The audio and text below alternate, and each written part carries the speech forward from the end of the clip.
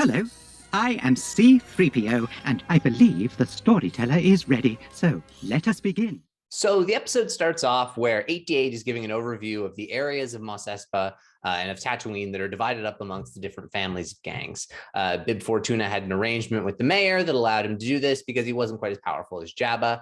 A watermonger comes in to talk to Boba, tells him he was robbed and that people just in general aren't respecting Boba and that he needs to exert his influence and make people respect him a little bit more. And so Boba goes into town to confront the youths who stole the water, and he learns that they don't have any money because there's no jobs and the watermonger's been gouging them.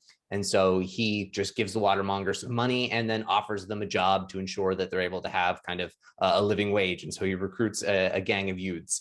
We flash back to Boba in his back to tank. He has a memory of Jango Fett leaving Camino, as well as flashing to Boba leaving the Tuscans. So leaving them to go collect payment from the Pikes. When he goes to see the Pikes, he sees that there are the stormtrooper helmets on spikes in Tatooine that we saw in The Mandalorian. We see Peli Motto as well. So that we're showing that, okay, Boba has been with the Tuscans for probably a few years at this point already, just based on assuming it around the same time as The Mandalorian. He hears from the Pikes that the Nikto gang has also taken the payment for protection and that he's only willing to pay one of them, and then he needs to sort it out himself. So Boba returns to the Tuscans to find that the Tuscans have all been slaughtered like animals.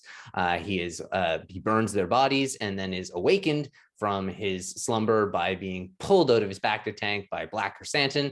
They get into a huge fist fight and brawl where Boba's kind of naked and covered in water. He almost has his back broken when his youth gang comes in to rescue him.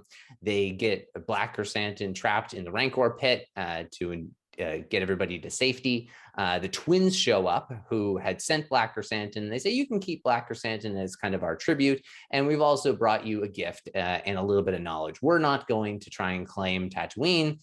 The mayor has promised that to the Pikes. You also should leave, but here's a Rancor for all the troubles. The Rancor comes with a Rancor keeper played by Danny Trejo, which is amazing. It is. And so Boba sets Black Chrysanthemum free because he doesn't need him. And he's fascinated by his new Rancor pet. He wants to learn to ride it, and he learns about how it's gentle. He goes into town to go see the mayor and confront him. The major domo locks him out of his office and tries to run away. They get into a very Back to the Future like speeder chase. I thought the same thing, by the way. Specifically Back to the Future Part 2. This feels like something very familiar about this. So says Old Biff. Oh, absolutely. It is your classic, every trope in the book, speeder chase or car chase through town. And at the end, crashing into a fruit stand, the major domo reveals that indeed the mayor is working with the Pikes. And then one of the gang of members of Boba reports back to him that the Pikes have arrived. And so shit is going to hit the fan. And that is how Chapter 3 of the Book of Boba Fett went. It's also heavily implied when Boba dismisses himself from the Rancor pit that perhaps this Rancor Wrangler, played by Danny Trejo, can't be trusted. And like, it would seem that the gift from the Hutts was like a solid diplomatic move on their part, although you really can't trust anybody. Boba excuses himself, and then the Wrangler says to the Rancor, he'll be back, or he's like, don't worry, he'll be back. And there's just something kind of sinister about that. Like the entire time Boba was very playfully and almost endearingly like loving himself up to this Rancor, and like he was really excited to have what's essentially a puppy in his eyes. I was very nervous that it was going to attack, and I'm still not sure that's not going to happen. I don't think it is. I could be wrong, but I think you misread that one. I don't think that there was. I think that's just Danny Trejo being Danny Trejo, and it just came across as a little sinister. I do indeed believe that he is going to ride it. That was a rumor. That was the very first rumor I heard about this show, was that Boba rides a Rancor. And so he says he wants to do it. I think we're going to see Boba riding a Rancor. And I think that I think it's going to be like his pet dog. And I think this is another angle of, okay, seeing something that we've seen before, but in a new light. And so right. Is it like there's a tradition of Boba Fett riding some ungodly beast? I think it goes back to the Christmas special. Absolutely does, and to the great mythosaur, and that Right, and that's referenced in the pilot of The Mandalorian as well. And so they're able to really make these great connections to the lore of Boba Fett. When he says, I've ridden beasts 10 times its size," that's one of my, like, I only had a couple lines from the episode, but I think that's one of the best ones because it's a great harken back to what the original bit of Boba Fett that so much of this is based off of, because all the little tie-ins to the holiday special, they've just been checking those boxes. It is a pitch perfect use of Danny Trejo in Star Wars. And Absolutely. it was not out of the question he was going to turn up at some point because of the Rodriguez of it all. And this is exactly what he should be used for in this galaxy. Yeah, no, it was perfect casting. He doesn't take away from it. He adds to it. It's a little bit of humor, which is appropriate. And so you're going to get a chuckle just seeing him arrive. I thought it was an interesting sequence with the Hutts in general, just in terms of like the gift kind of makes sense, but their appearance in this entire show doesn't, unless their story isn't over. Well, that's what I thought too. I was like, and that's why I kind of hope that they're not being totally sincere in this gesture, because it's really lame if they just have two short spots, one where they're antagonistic, and then they try and kill him with the Wookiee, and then immediately they're like, never mind, we're cool. And then we just never see them again. That seems really, really empty. That absolutely seems really empty, and it seems really shoehorned just to give us a Hutt. Yeah. Which is really dumb, because there's going to be plenty of opportunities to give us Hutts, and this concept of Hutts is cool, this twins concept. And so I think it will be a misuse if they're not coming back. However, it also could be something that maybe they're the villains in season 2. And it's something that they're trying to set it up for the long run. I do believe there will be multiple seasons of this show. And so that is something that would make sense if they planted a few Easter eggs, similar to the way that like Bill Burr's character was planted in season 1. Now, Danny Trejo is not the only exciting actor to turn up in this episode. It opens with, you referred to him as the watermonger, played by Stephen Root, who is amazing on Barry. Perhaps his most famous role is as the creepy guy with the red stapler in Office Space. He's like an amazing actor. I kind of think it's a wasted opportunity to have him be like a little bit more impactful. Like, he just has 2 quick scenes. And he just kind of runs away with his tail tucked between his legs. Like, maybe now he has a reason to hate Boba, and that could come back. But he doesn't seem to have any kind of influence in this community. And so I'd be surprised if they had a great use for Stephen Root again, which, having seen him and gotten excited to see him, I'm a little disappointed.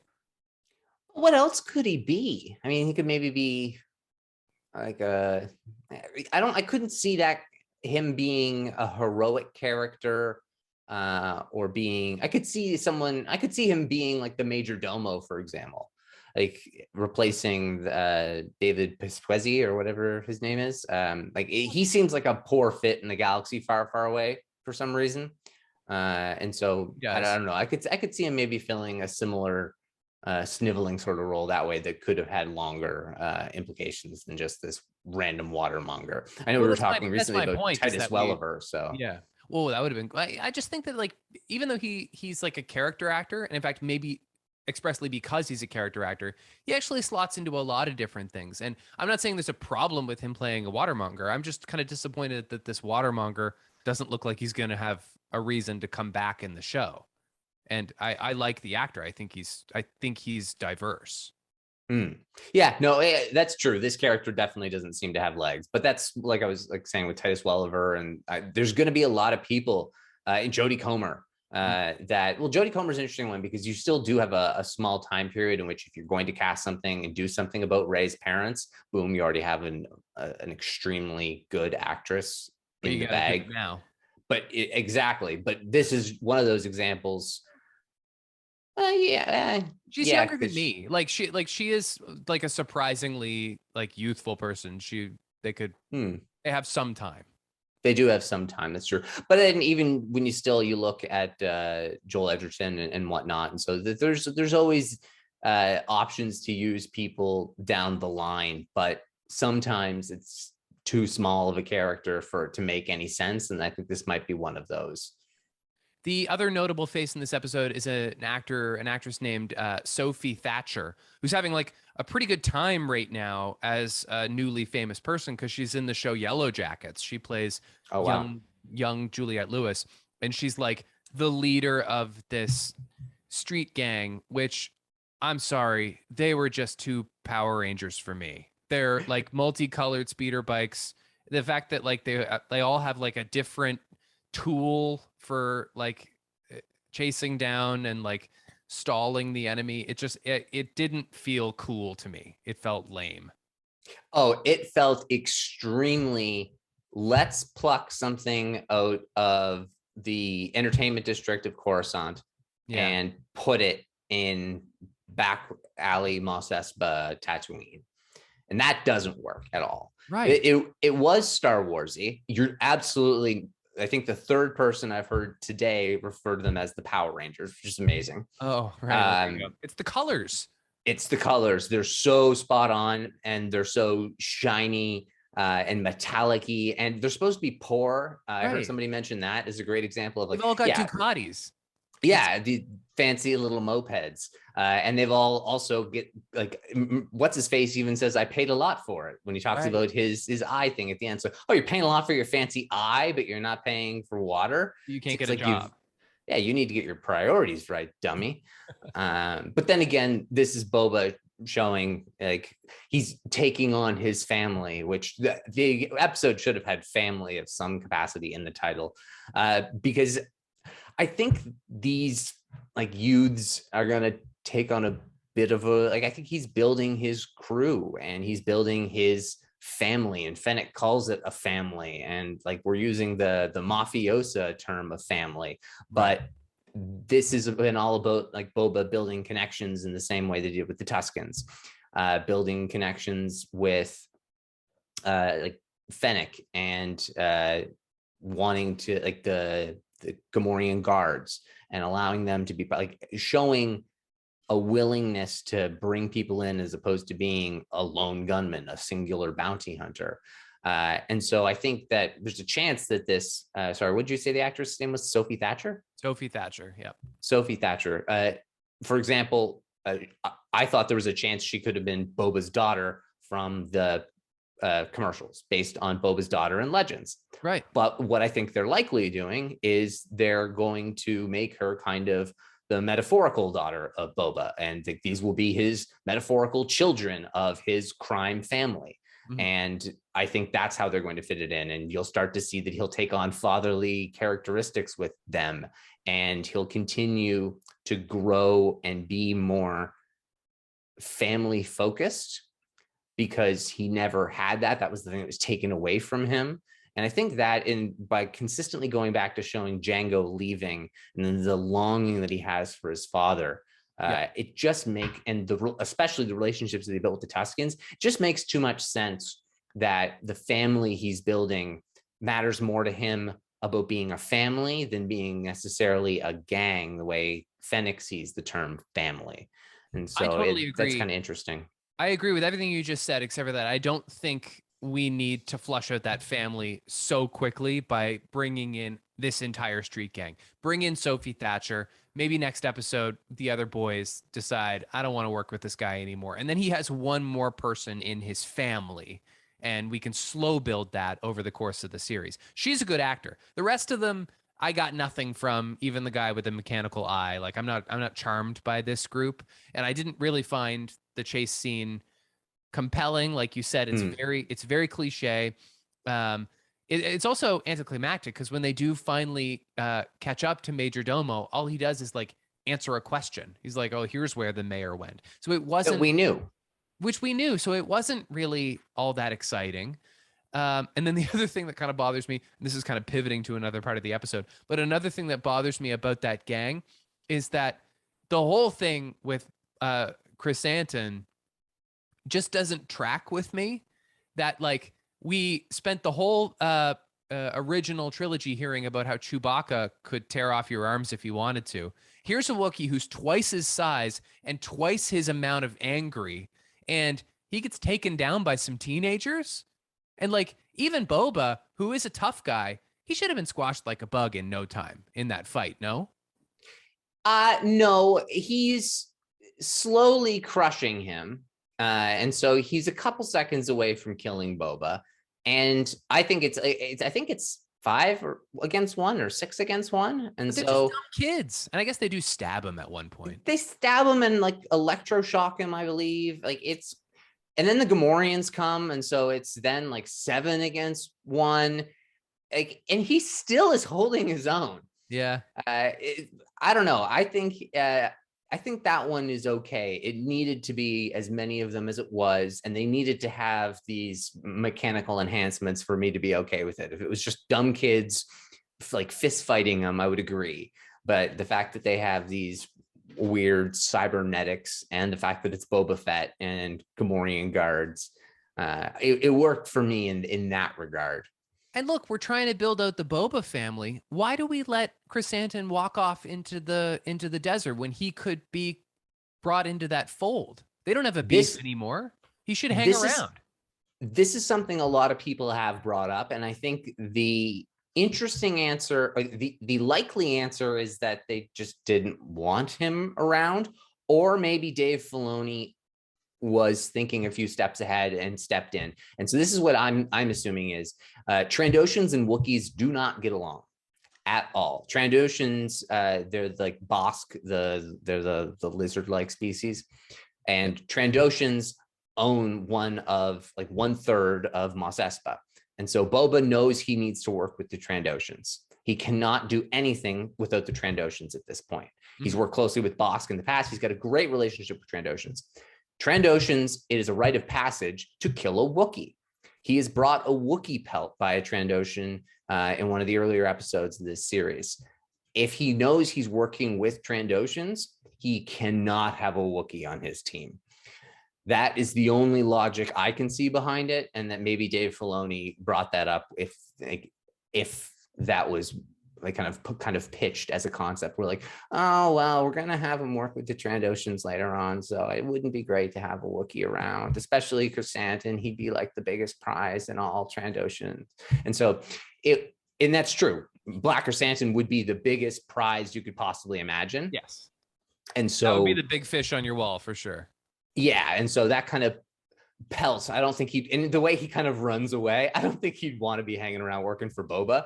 But then again, Boba does provide him with that little take it from an ex-bounty hunter, don't work for scug holes. So that was kind of I thought that was, I think he uses scug hole in The Mandalorian as well.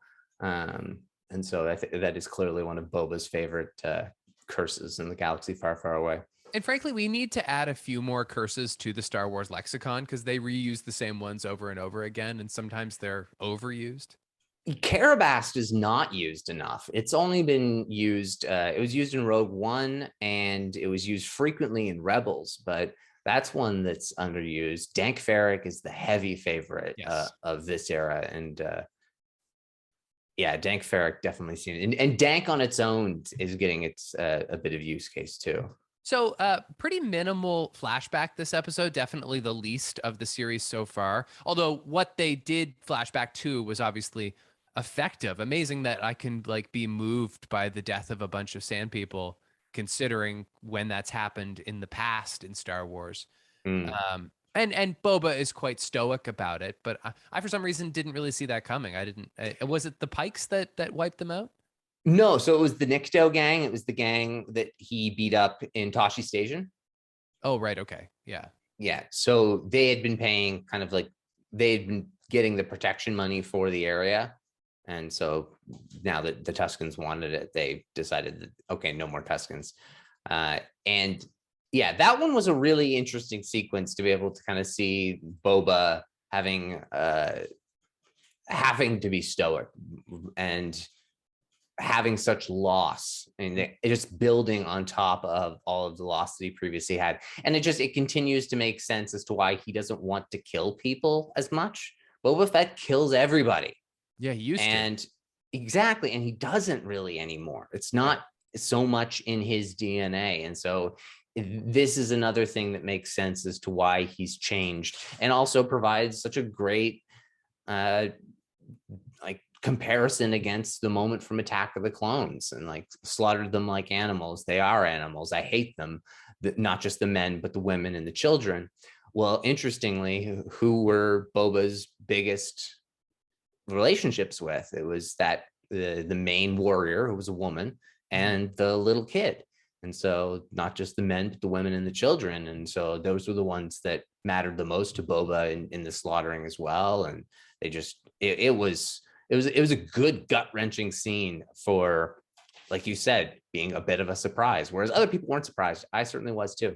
And it also really helps you recontextualize that famous Anakin scene, which obviously we laugh at because of the acting and because of the dialogue and hating sand and everything. And but also, I don't know that most of us went fully in the opposite direction of Anakin. Like, we did agree that they're animals, and well, they kidnapped his mother and ultimately killed her. And so I guess I get that he hates them, but this is really showing us that actually Anakin hated them, maybe for that, but also because he was so full of hate, and he really just grew to hate everyone and everything. They're not animals. They're like living in their own way, civil things that have values, and they were kind of capable of like affection, and they could be loved in return. And so this is really truly the opposite of that sequence that has the same carnage in it.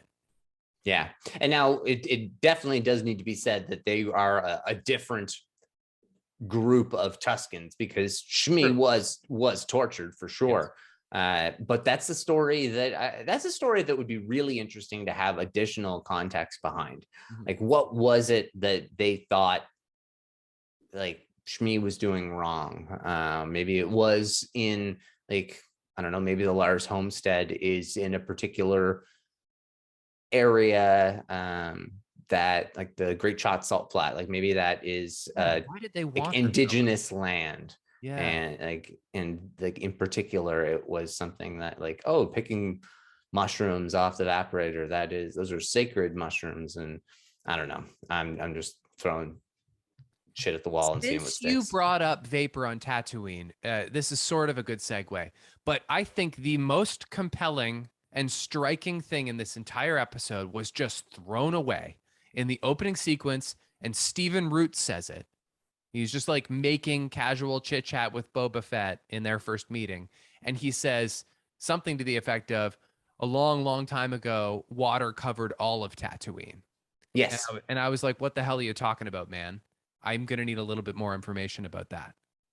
Yes, Tatooine was once covered by water. So the Dune Sea was indeed a sea. Okay. And that this land, when it dried, that's when the Tuskens kind of moved into the area. I don't know a whole lot about the history as to why it dried up. There's a story there, like that. Yeah, that I is mean, like, that something is to do with like the nature two sons. versus God. Yeah, the two sons, exactly. That's like almost a story about the gods. If you want to tell like a truly prehistoric Star Wars story, talk to us about when the two sons caused the evaporation of Tatooine and brought in the Tuskens, and all of these other strange creatures had to start wearing hoods, and like maybe Jawas are actually innately water-based, and that's why they have to wear these little robes or something. I don't know. There's something really interesting there about the like terrestrial history of that planet that's so iconically dry and arid. Yeah. Oh, yeah. I wonder if there is. I'm sure there is some good Legends material on that. One thing that I do love is Vader Immortal, though, and that's the VR video game. It does a very similar story to that, but about Mustafar, and showing that Mustafar used to be a lush planet full of life, and that it returns. It's starting to return to that by the time of the Rise of Skywalker, when Kylo's in the forest cutting down trees and cutting down the Alzameks. But when you have that story in particular is about kind of like a little bit Force God-y, and in that regard, and like hexes and planets going into it's mystical, it's Mortis, it's Mortis like. Yes, it very much plays in the mysticism of the Force, and it is a very cool like story before time sort of thing. Very much feels like the entire tale is that entry to the Fellowship of the Ring, that incredible introduction where they talk about the forging of the rings and Sauron and whatnot. The Vader Immortal game is kind of like that throughout, which is really cool, and it explores Mustafar in that way. So you're right. I think it would be really cool to do that way in Tatooine. And like, imagine, just fucking imagine we're watching some like old start of the first Jedi movie. Yeah. And it's taking place in a water planet, this entire movie. And then the last like scene of the film, they mention something about being in Mos Eisley. I know. And just like everybody would lose their goddamn mind. Well, not now, because we're hot on the trail. But yes, like we are, but nobody else would be. You and I and the 16 of us who listen to this podcast. There you go. But that would be something actually now I want that. Now I want in the very, like in our oldest Star Wars story we ever find, I want a water planet that one of the last little fun fan service twists has been Tatooine. That would be crazy one. And huts are not native to Tatooine? No. Or are they? Now because they kind of look water-based too in their particular biology. I wonder, like, is there any precedent for that? Do they? No, but there are a lot of reptiles on Tatooine. Yeah. And reptiles exist in deserts as well, but they also exist obviously in wet climates. And so when you look at like the crate dragon, who's just like, it swims through like sand, but who's to say it didn't swim through the ocean previously? Frig, this is exciting me. When he said that, I was just like, I was kind of floored. It had never occurred to me. And suddenly the mystery of Tatooine just got blown wide open. And so I was quite. Well, you putting such emphasis on it really has gotten me excited as well. I didn't really think about it as being, I guess, so ripe for potential story and intrigue, but yeah, it absolutely is. So it's nothing more Star Wars than Tatooine. So like, let's expand on that. Now, having said all that, a completely different opinion I had about this episode and the series thus far in general is that it's starting to feel a little small. So we briefly had a flashback to Kamino and Boba's the little boy, and he sees his dad fly off in Slave One. And it occurred to me then for the first time, we haven't seen Slave One enough in this show, which seems odd. And the entire series so far, and I guess this is deliberate, is taking place on Tatooine. And so it doesn't feel that much like a Star Wars story to me for that reason. And I don't know if it's a budgetary thing or if they want to keep it interior. It feels small potatoes in many cases to me. The story doesn't make sense to leave Tatooine. No.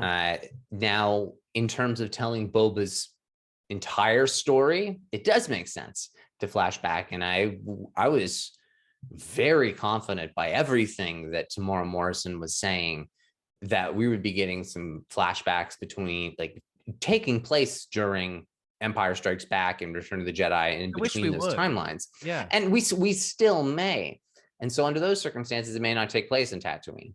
And we are getting these brief shots of Kamino, and we got one of like Geonosis before, but we're not going to have 10-year-old Boba back.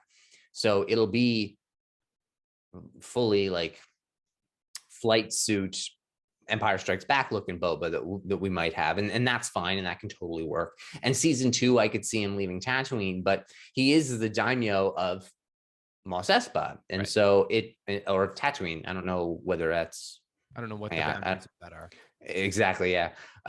But it wouldn't make sense to leave Tatooine at this point. And so as much as I agree, it's making the show feel small and making it feel not as Star Warsy, because that is such an inherent part of Star Wars to planet hop. I think they're doing their best by not trying to shoehorn planets in that don't make sense. But then again, the flashback story needs to pick up. I absolutely do not want any more than one more episode to get to modern day. I do not want it to take all 7 episodes of flashbacks to get to modern day where Boba is now in the timeline. That doesn't make sense. There's not that much left to tell. No. You've given me every bit of his motivation. We're 3 episodes in. These next 4 episodes, let's move on from this storyline. You've completely wrapped it up with a bow. It was excellent, but I agree. And this provides a good opportunity to maybe wet that whistle a little better. Well, and it's the book of Boba Fett, so there's an entire other era of him that you can share with us, and we don't have access to the actor who played little boy Boba 20 years ago in the same way. But I don't know, recast him as like a 22-year-old, and or just have a skinny guy in the suit again. But like, yeah, I it can be blue at first, like that would be really fucking cool if he was Boba in Jango's blue suit for a little while, and then it doesn't work with the Clone Wars the way that they would do that. They wouldn't do that but they could do a flashback too. They could bring back the duel because when he started wearing the uniform and took over, like he got a paint job kind of all in one go. When he was able to fit into the suit, finally, he got it all kind of painted up. And he also blew up one of the helmets, whether it was a fake helmet or not. He put a bomb inside it and baited Mace Windu to try to kill him. Yeah, it's a Clone Wars arc. That's quite cool. But that's also where it's debated, like, oh, that was your father's armor. Okay, so did you have a fake helmet that you like kind of baited Mace Windu with? Which I guess would kind of and it's Mandalorian armor too. Like it shouldn't be easily destructible. Well, a bomb can blow it up for sure. But then again, a giant blast didn't blow up Din's spear from the giant explosion that blew up the Razor Crest. Yeah. And so it's likely a Beskar alloy, whereas Din's armor is probably pure Beskar. Right. Because Boba's has like dents and nicks in it, whereas Din's is pretty perfect still. So that also adds a little bit to Boba. It's just Boba, like Din gets shot constantly, whereas Boba can't take quite as many shots as Din can because Din's got super armor, whereas Boba's just got this rinky old alloyed armor from his dad that he's had to reforge and repaint. But it would be cool. You're right. We could go right to when it was just freshly painted for the first time, no dent. And you could do the Cad Bane arc, where he gets the dent in a duel. Well, there's more parts of his story to tell than just the time that we've seen thus far. Especially if they're going to do more seasons of this show, you're going to have to find new eras of this guy to paint the background more thoroughly. And so I agree with you. I hope that they move on to a different sector of that as soon as possible. Agreed. Those are all my thoughts about this episode. Did you want to share any of your favorite quotes or anything? I didn't really have too many quotes that I wrote down. The rest of you gather up your gack and follow me. I thought that was kind of funny. Right. Other than that, we've kind of talked about the bits of dialogue that I enjoyed. And that's one thing with the show. The dialogue is minimal. Mm-hmm. I like a lot of Fennec's dialogue, but she doesn't say much either. She doesn't do much. No, she's just there. She's a really good right hand and is there a lot. There. And she is very aggressive sometimes. Like even to the extent that Boba finds it to be a little bit much. Like when they go to check in on the mayor and she's immediately threatening to kill people. Oh, I thought that was great. I think her, and I think her over the top, like she is more extreme than Boba, and I think that works. Boba needs that kind of bad influence in his life as he's trying to be Mr. Good Guy, crime lord, which doesn't really work. It's very much the oxymoron. Yeah. A couple pieces of trivia for you. How many youth bikers accompany Boba in the final chase sequence? Was it 5? It's 4. Okay. The 4 Power Rangers: green, red, blue, and yellow. No pink. No pink ranger. No pink ranger. Which families took which districts under Bib Fortuna? Give me any one of them. Oh, I don't remember them saying any family names. Okay, so the Trandoshans took the city center. I was gonna say the Trandoshans. That would have been my guess. Okay. Damn. But that's not a Do you family know? name. That's a species, right? No, that is a species. When they speak of families, they're speaking of crime families. Yeah. And so the Trandoshan crime family would be essentially all the Trandoshans on Tatooine. Gotcha. Okay. The Aqualish took the Workers District, and the Clutunians took the Starport and the Upper Sprawl. Okay. And so these, along with the Nikto, trying to think if, those would be the main species. The Weequay, that would be the main species that are part of Jabba's gangs. So in particular, I think from the trailer, they say you are all lieutenants under Jabba, and they're speaking to these 3 families. So those, the Aqualish, the Trandoshans, and the Clutunians, they will be the ones that Boba is going to invite to a feast in pretty much the next episode. I think that could be slam dunk, because he was just told who to invite. We've been saying that since the beginning now. So like, it is kind of funny we haven't had that scene yet from the trailer. True, but now he knows exactly who he needs to bring to the table, literally, as well as figuratively. And how many credits did the watermonger want from the water that was stolen from him? Was it 1,300? It was 1,300.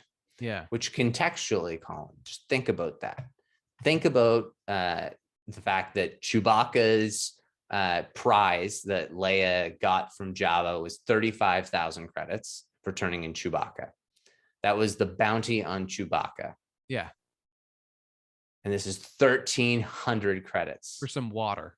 For some water. Yeah. Oh yeah, he sucks for sure. Yeah, this guy is a punk. And that like they say he's like charging like triple or 4 times what it would be. Bubba gives him 500 and basically tells them to be happy with that. And so, and also lower your prices. Like you're not going to be making that much money ever again. Yeah. Wow. Which is just bonkers. Yeah. And also it's like 20,000 Republic credits for like the ship, to fix the ship in a Phantom Menace. Yeah. To buy a Falcon, it's I think it's 27,000 credits to buy Corellian YT 1300 freighter. Yeah. Yeah. And so like, because remember, like, that is like contextually, that is so much money in the Star Wars world. Well, except for that it's not that different from our own world, gouging for electricity or for phone service or for medical supplies or for housing or for any number of basic human rights that they can get. Or in some countries, water. Yeah, exactly. Yeah. So it's absolutely bonkers. In some places, Coke is cheaper than water, but not too much else to say about this. This was a Robert Rodriguez episode. The Streets of Mos Espa is the name. I did really enjoy the training the Rancor sequence, or not training the Rancor, but meeting the Rancor. I thought that was definitely the best part of the episode, along with, of course, the big fight with Black Chrysanthemum. That was great. And I agree, the end really was quite an anticlimactic ending to the episode. Overall, it was not my it was probably my least favorite of the episodes thus far. Me too. And one thing I was thinking of, and this is not a condemnation of the show and not saying I've been loving it so far. But if you made me rank, we now have 19 live action episodes of Star Wars television. I don't think any of the Book of Boba Fett episodes would be in my top 10.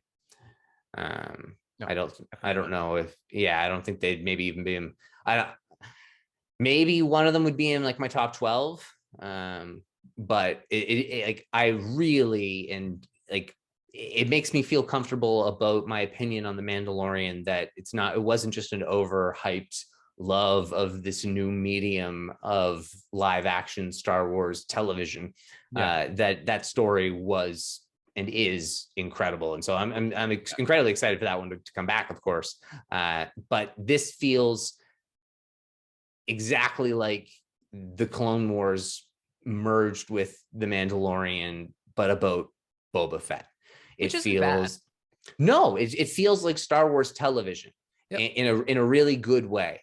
And I think this is maybe what we can expect more out of a lot of different, like The Mandalorian is something truly special, and something that is going to be kind of the epicenter of a lot of different shows in that era. And so it's going to have a lot of major events. But I wonder if we'll be saying this by the end of the season of Book of Boba Fett. And because when you consider the fact that maybe these last few episodes are going to be absolutely bonkers, and then they'll be right up there with the last few episodes. Because I would say if you looked at Mandalorian, episodes 7 and 8 of seasons 1 and 2, in both cases, were probably the best 2 episodes of each season.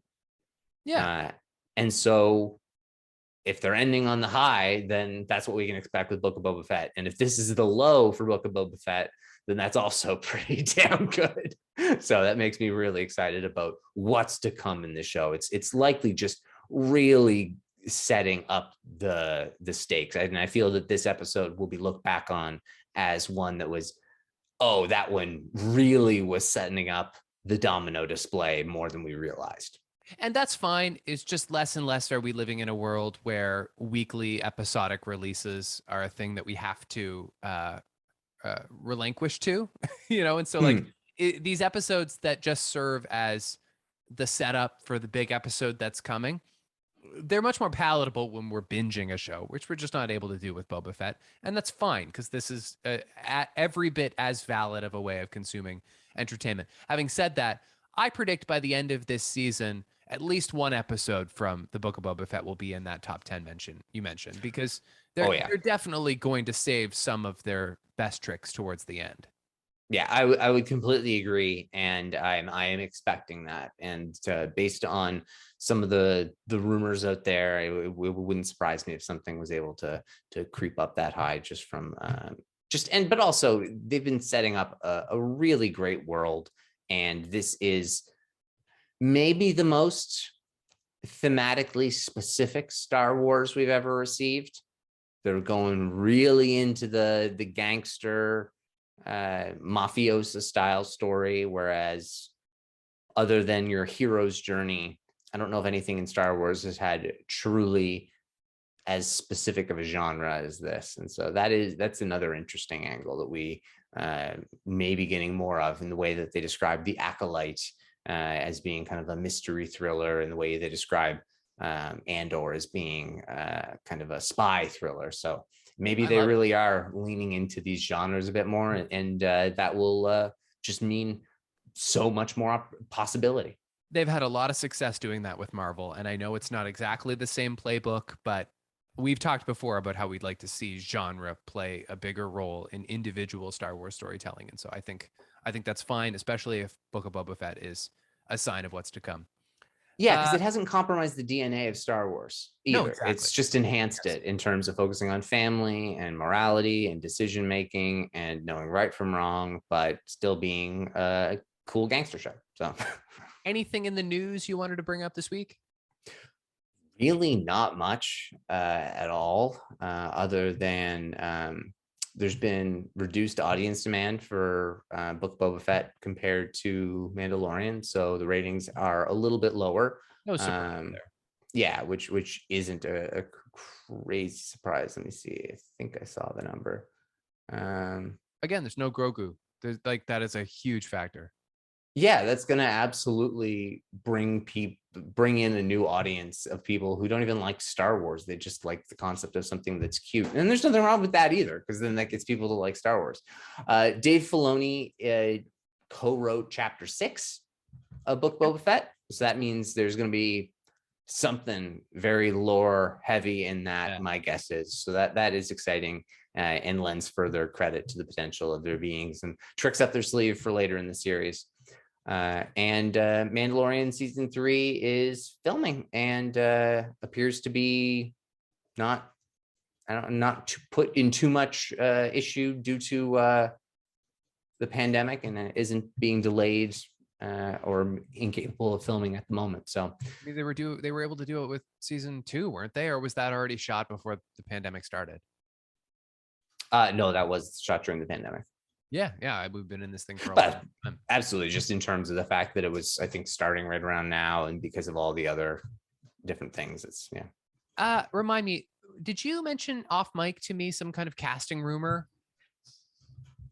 I think we had dinner on Sunday night, and you mentioned some kind of big rumor that we should keep an eye on, but maybe it's maybe I'm thinking of something else. For which show? Oh, I don't know.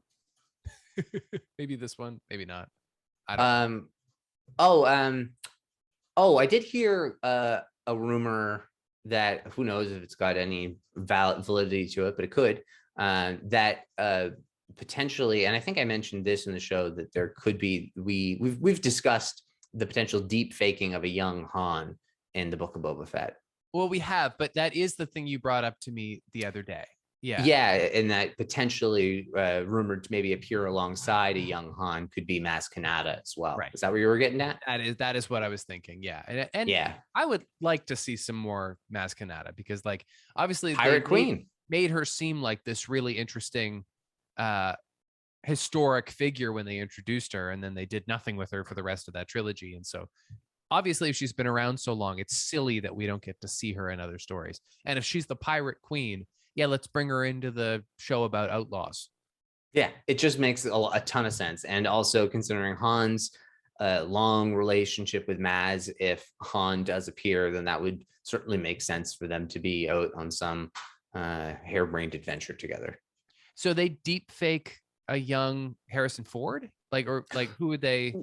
Well, there's rumors going around that yes, that is what they're doing. And my belief is that that's been the intention, that they are doing it for Indy 5.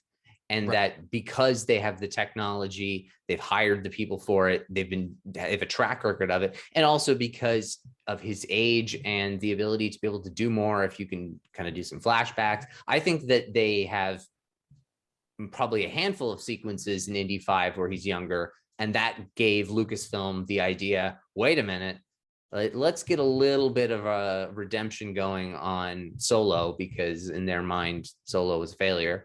And let's give kind of another young Han a go if we can, after we just did the same thing with Luke and Leia in Rogue One and Mandalorian.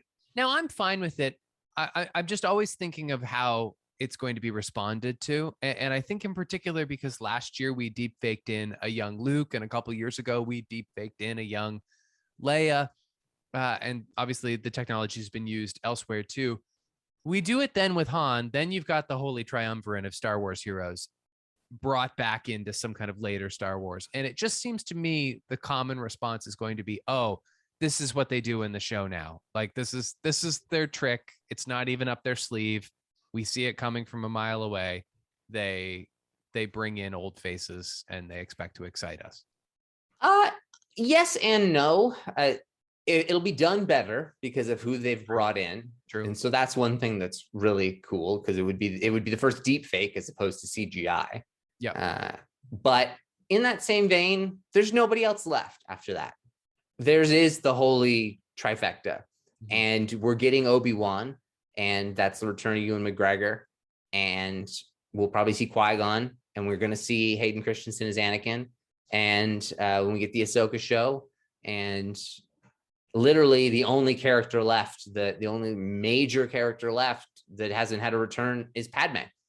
And then we've pretty much checked every major character box in terms of giving them some other swan song.